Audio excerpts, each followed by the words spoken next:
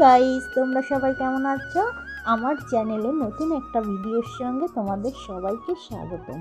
আজকে আমি তোমাদের একটা পদ্ধতি দেখাবো যে কিভাবে বাড়িতে বসেই খুব অল্প সময়ে নিজের ভ্রু প্লাক করতে পারবে এবং কোনো রকম সুতো ছাড়াই। তো দেখো, আমার হেয়ারগুলো অলরেডি অল্প অল্প গ্রোথ হতে শুরু করেছে, সেটাই তোমাদের সঙ্গে শেয়ার করছি।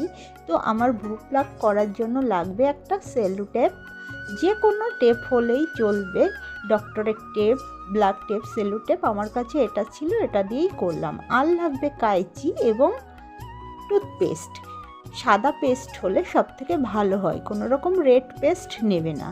তো বেশি কথা না বাড়িয়ে আমি পুরো ভিডিওটা তোমাদের সঙ্গে শেয়ার করছি, এবং ভিডিওটা প্রথম থেকে শেষ অবধি না দেখলে তোমরা কিন্তু একটু বুঝতে পারবে না। তো বন্ধুরা, আমি পেস্টটি বের করেই প্রথমেই আমার আপার লাইনে এবং লোয়ার লাইনে লাগাতে শুরু করব বুড়ুর। এবং তোমরা যারা নতুন, এটা করতে গেলে তোমরা একটু যে কোনো কালো কাজল দিয়ে হোক বা লিপস্টিক দিয়ে হোক এর মাধ্যমে ড্র করে নিও, কারণ আমার এটা কয়েকবার করেছি, যার জন্য আমার এটা আর ড্র করতে লাগে না, আমার একটা আইডিয়া হয়ে গেছে। কিন্তু আমার ক্যামেরার সামনে এটা ড্র করতে প্রবলেম হচ্ছিল, তার জন্য আমি আয়নাতে গিয়ে একটু ভালোভাবে ড্র করে নিলাম। তোমরা কিন্তু এটা আবার ভেবো না আমি কোনো রকম এডিট করে কেটে কুটে ভিডিওটা করছি, এটা যা করছি তোমাদের সামনেই করছি। তো এটা শুকানোর জন্য একটু ওয়েট করব। তো আমার অলরেডি একটু টান ধরছে।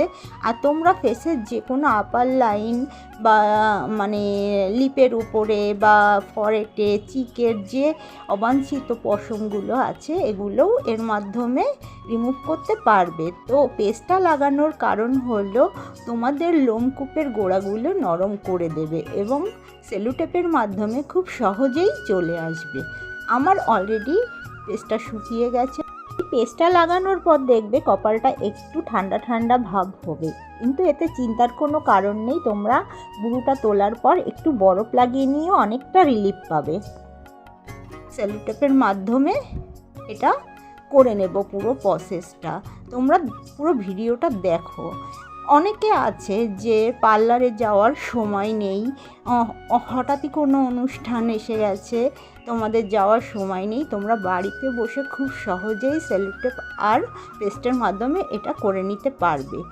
আর আরেকটা কথা বলে দিই, যদি খুব বেশি হেয়ার গ্রোথ হতে শুরু করে তাহলে কিন্তু এটা খুব ভালো কাজ করবে না। আমার অল্প হেয়ার গ্রোথ হয়েছিল, যার জন্য আমি এটা খুব সহজেই করতে পারছি। আর সবসময় সেলোটেপের উল্টো দিকে টান মারতে হবে যাতে পশমটা উঠতে ভালো হয়।